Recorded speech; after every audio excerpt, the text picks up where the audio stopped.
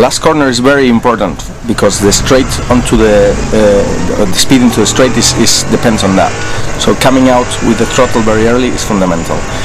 Position ourselves to the braking zone on the first corner.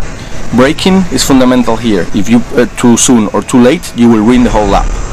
Putting the throttle back on is very important for the speed. You have to keep the throttle down the hill. It's flat out and a little lift here.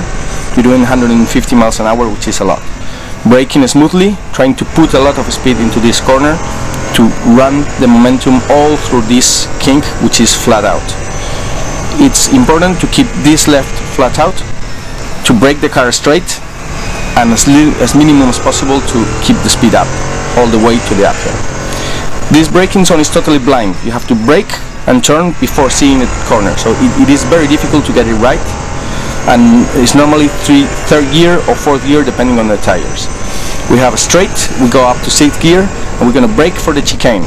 It's a very hard brake but very short, because you want to throw a lot of speed into the chicane. Very bumpy, the car jumps, and we back to full throttle.